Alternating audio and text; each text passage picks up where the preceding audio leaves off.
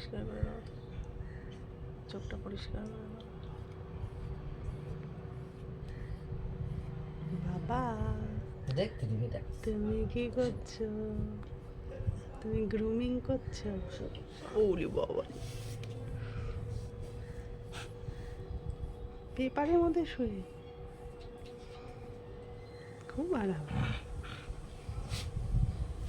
খুব আরাম।